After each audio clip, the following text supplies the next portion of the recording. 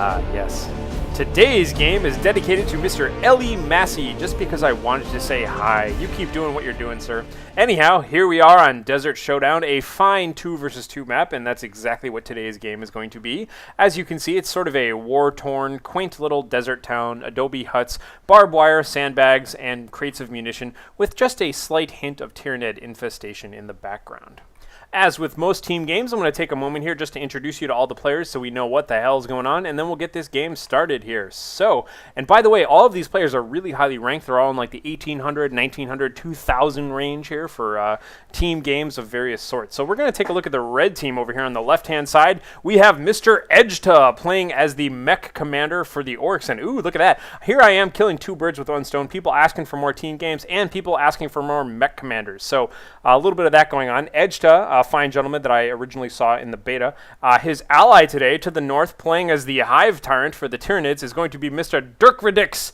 Dirkradix and Edtjuh. Dirkradix, very highly ranked team player as well, somewhere like near 2000, I believe. Dirkradix and Edtjuh, I'm going to have a hard time with that. That sounds like 2 names chronically misspelt by dyslexic people or something like that. So, their opponents today as the blue team, over here on the far right-hand side, we've got Putin VV playing as the Chaos Lord, and his ally today is going to be playing as the Apothecary. We have Ohuevator, which sounds like some sort of mixed-up Spanish word here. Anyhow, Ohuevator and Putin are both highly ranked 2 versus 2, 3 versus 3 players, things like that on the ladder. So this should be very entertaining no matter what happens. Let's get this replay started here. So I like this central building. By the way, this map was featured in the single-player campaign originally. I like seeing all that stuff get used again. Looks like right away we've got a Tactical Marine squad here coming out for the Apothecary. We've got a Chaos Space Marine squad coming out. It looks like Shooter Boys for Edtjuh and a Termagant brood coming out for Dirkradix. I'm going to check out and see what Dirkradix is doing today. I promise I won't pronounce that too goofy, but I kind of have to. You can see Hormagaunts here capping stuff on that side. Termagant's moving towards the center. And he's going right away for a second Hormagaunt squad, whereas Edtjuh is going for a second Shooter Boy squad. Ooh, and Putin is going for a second Chaos Heretic squad there. So I like to try and keep track of the early game build orders, because after a certain point people don't build too much, but we'll see where that's going here. Anyhow, we can see the first little bit of conflict happening right here in the center. Mech Commander just kind of shooting away at some scouts. Scouts retreating like mad, though, at the sight of the Shooter Boys here. And here we have it towards the south now. You can see the Apothecary just trying to tank a little bit for the Tactical Marines who kind of want to stay back and fire. Apothecary, great at close combat, and the fact that he can heal any of these troops at any moment makes him very formidable foe to deal with indeed here. You can see the Shooter Boys taking some cover right now, and unfortunately the Apothecary retreating away, but I don't think it matters. The Tacs have got this one covered. They're just going to go in there and start punching away. Really good at close combat there. So their build, or rather their hero choices, make a lot of sense to me for a 2 versus 2. We've got the Apothecary here who can heal and does all sorts of fantastic things along those lines. And the Chaos Lord, who's got AoE pretty much under control. I mean, he's a humongous tank, but, you know, he can let the galaxy burn. He's got a combi flamer. He can take care of big swarms of things. Whereas the combination of Edtjuh as the mech commander and Dirkradix as the Hive Tyrant is a little bit weaker in that respect. But, you know, we'll have to see what they plan on doing with it. Obviously, the mech commander can do all sorts of fancy things here, so I'm just curious to see exactly how they buy equipment for that. Anyhow, right away, it looks like we have a nice little bit of gen bashing going on for these Slugger Boys here, chopping away at this thing. Oh, and unfortunately, right at that exact moment, power generators even land, but it looks like they've got their sights set on this node. They're not going to mess around with that too much. The Apothecary right now kind of hacking away at the back of them, and I think Edtjuh knows what he's doing. Oh no, I was kind of hoping he would take out the rest of that, but it looks like he felt the sting of those shotgun blasts a little bit too much and just wanted to get on out of there for the time being. Meanwhile, we have a lot of nice fighting happening over here on the right-hand side of the map. You can see that the mech commander here is just kind of providing some supporting fire, but for the most part, it's Hormagaunts, Termagants versus a bunch of Chaos Heretics right now, using the Doom Blast ability, suppressing and doing quite a bit of damage here to all these tiny little light units. You can see a little bit of an epic showdown right now as the Chaos Lord and the Hive Tyrant are kind of fighting away here. The Hive Tyrant, however, though, having no problem whatsoever standing his own against all of that, but you can see that these poor little flimsy, brittle Termagants and Hormagaunts are just being popped all this way and that. A single squad member surviving from that Hormagaunt squad. The Termagants, by the way, upgraded for toxin sacs, and we do have adrenal glands out there as well. Looks like on the heels of that victory there, the Chaos Heretics are now spreading back out to cap some stuff. However, the Hive Tyrant is moving back in, seeing a bunch of weak prey. He doesn't really want to mess with that too much there. Again, it's 2 versus 2 here, so I'm going to try my best to keep up with the action on both sides of the battle. This map in particular works very well to have 2 1 versus 1 columns on the top and bottom, so we'll have to see that there. Oh no, and the Hormagaunts once again charging directly into a Doom Blast, and there's the Kill the Meek ability popping out of the Chaos Lord. Chaos Lord, by the way, notice he didn't waste any time whatsoever in getting that Combi Flamer ability. He knows he wants to have lots of AoE under control. You can see a little bit of that that slowing, crippling poison ability going off on those guys there. I think he honestly was targeting that at the Chaos Lord, but just kind of missed. This Chaos Lord, his kill the weak ability is probably still on cooldown, but you got to watch out for that. No, there it is, just getting off cooldown right then, killing a Hormagaunt and healing himself back up. Let's take a peek down here between the Space Marines and the Orcs and see what's going on right now. You can see the Orcs are trying their best just to kind of fire away here at all these impending doom tactical Marine squads. Not Terminators, what am I talking about? You can see a little bit of nice retreating, aiming what's that ability right there being used to suppress all of these guys here. Ooh, and by the way, I just noticed that we do have the battery pack for the Mech Commander. So remember I was just saying he doesn't stand up quite so well in team games? Well, if you get the battery pack, he has the Ava Taste ability, which allows him to heal units and restore mana. So now he is actually kind of functioning as a healer in this kind of a battle here.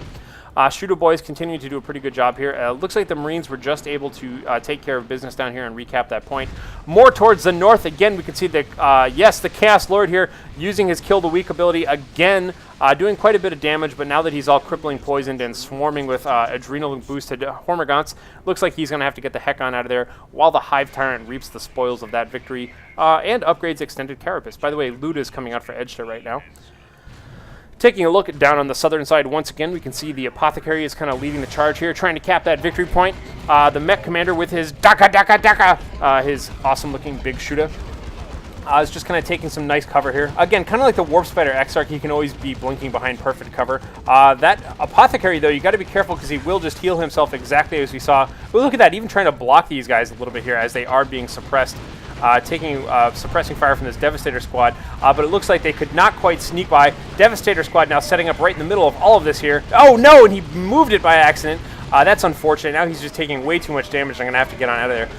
But no, it looks like he wants to stay there even at low health. Hopefully the Apothecary will be back soon, but he's hanging out back in there in his base.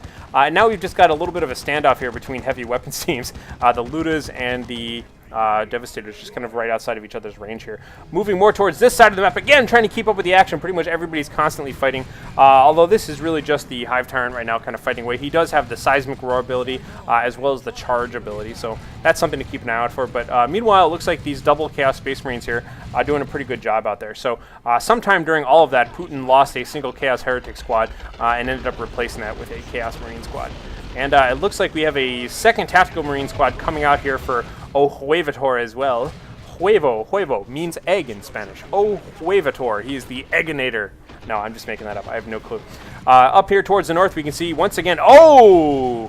There is that Immolate ability coming out of the, sorry, is it Immolate? Is that what it is? Yes, the Immolate ability coming out of the Combi Flamer right now, doing a ton of damage to all these little Hormagaunts who are charging on in, hoping to do lots of damage to these supple Chaos Heretics, but instead running home with barely any units left and certainly no hit points to show for it. So that's definitely not looking good. A choice upgrade right there, though, for sure. Here we have the Shooter Boys right now with their extra big Dakas just kind of hanging out. Putting some suppressing fire out there, but no, getting picked off a little bit by this Devastator Marine squad down here in the bottom. Oh, we've got the Luda Boys laying in wait, just waiting for their ambush here. Oh, look at these guys. Just silently warg! Oh, there they go, suppressing all of these gentlemen, giving them a nice little surprise around the corner there. Probably not going to do too much damage because that line of sight's going to cut them off pretty quickly. Oh, but they did get a kill right there, and, you know, any kill is a good kill against Tactical Space Marines. And in pretty well-coordinated timing here, it looks like everybody's jumping up to Tier 2 now, except for Dirkradix. Dirkradix.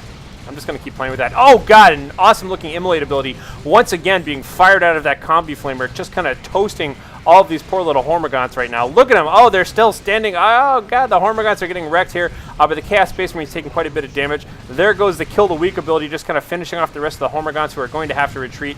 This whole time, though, the Termagants have been rather unscathed, and we're just kind of fighting pretty well over there. Now getting close to their precious Hive Tyrant, of course. They want some a little bit of extra tanking going on here. And it looks like this Chaos Space Marine is retreating to this awesome civilian structure, just kind of hanging out in the center. Looking more towards the left again, trying to keep up with all of this action here. We can see the Devastator Marines here. Looks like they were rushed by these Slugga Boys, who probably took a lot of casualties in doing so. They are only 3 out of 6. Able to kill a single Devastator. Now just going to have to retreat on out of there. Oh, and look at that. We saw the Mech Commander just blink in and give them a taste of healing. Mech Commander, the scouts are trying to flank these looters, but the looters are just about to open fire, and everybody, no, they're retreating because they don't want to get destroyed by all these tactical marines coming in on top of them as well. That was just enough, though, for the Mech Commander to decap this power node right now, so power node definitely down for these guys. More towards the middle, you can see, though, that the blue team does have double chaos power generators and a single Space Marine power generator up. Same deal going on this side as well here. Looks like the Chaos Lord is continuing to kind of fight off all these pesky little rats all around him. You can see using that Kill the Weak ability once again. Just kind of hacking and slashing away, healing himself up. He can do that for quite a while. I mean, I don't know. This is kind of a risky thing for him to be doing.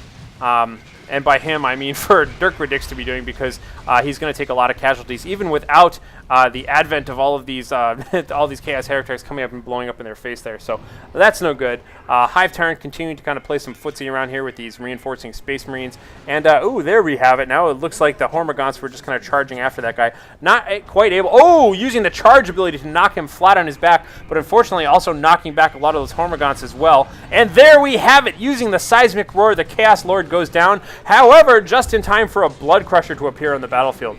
Taking a look around here, we've got lots of Tier 2 out there as well. We have a Death Dread out on the field right now, a Blood Crusher, and a Devastator Plasma Cannon squad. So the Death Dread is just kind of chilling out, doing its thing. By the way, I owe the Death Dread an apology. I kind of gave it sort of a slightly backhanded review in the last Newbie Tuesday. If you haven't had a chance to check that out yet, I definitely criticized someone for picking a Death Dread first, and I have since come to believe that no, that is in fact a fine idea. However, in that replay, he went on to buy many, many countered Death Dreads, which was the actual newbie mistake here. But the point that was brought up to me by Mr. 2 Marston, which I really enjoyed, was that even a Death Dread, even if it's not the best walker out there, it's certainly the cheapest, and it still forces the exact same response out of your opponent, which is it forces them to get at least like 2 anti-vehicle squads or something to that effect. So it's useful in that sense, in that it skews your opponent's army.